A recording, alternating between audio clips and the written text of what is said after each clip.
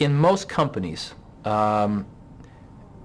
if you're new and you ask, why is it done this way? The answer is because that's the way we do it here, or because that's the way it's always been done.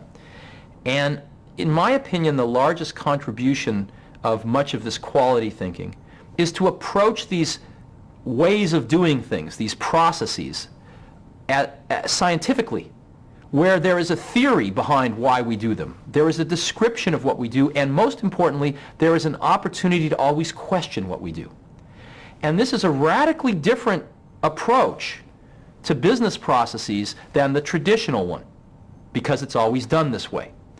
And that single shift is everything, in my opinion, because in that shift is a tremendous optimistic point of view about the people that work in a company. It says these people are very smart. They're not pawns. They're very smart. And if given the opportunity to change and improve, they will. They will improve the processes if there's a mechanism for it. And that optimistic humanism I find very appealing. And I think we have countless examples that it works. Part of this, I think your question actually capsulizes what's wrong. The whole philosophy behind these newer quality approaches is that people shouldn't have to ask management permission to do something that needs to be approved. Authority should be vested in the people doing the work to improve their own processes, to teach them how to measure them, to understand them, and to improve them.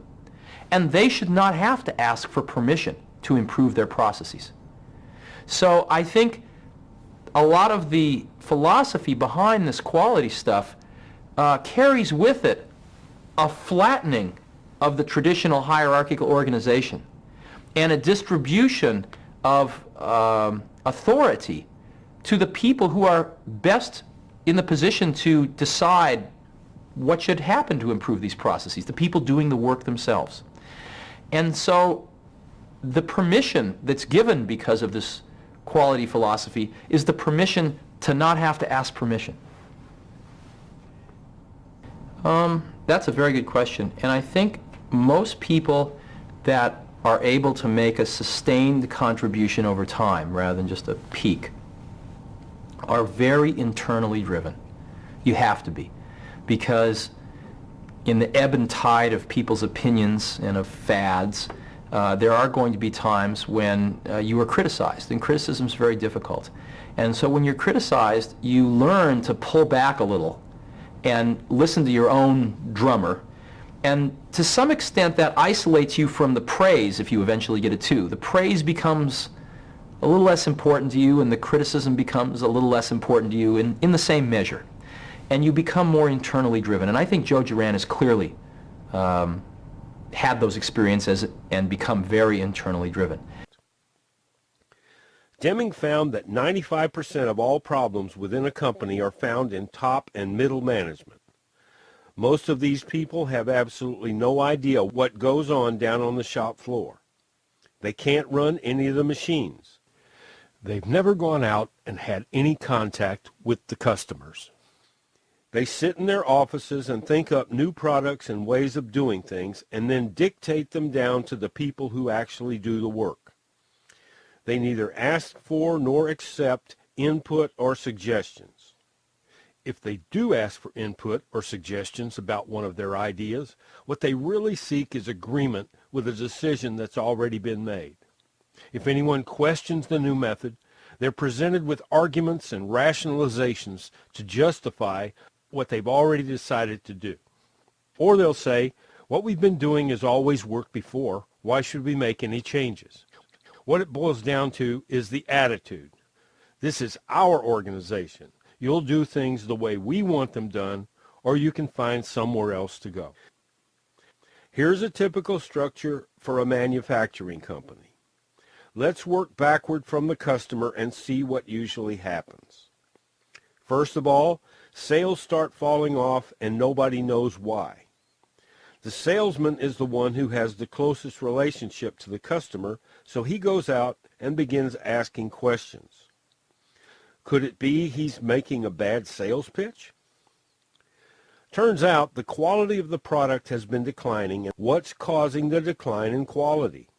Is it something in the manufacturing process, or has quality control started falling down on the job?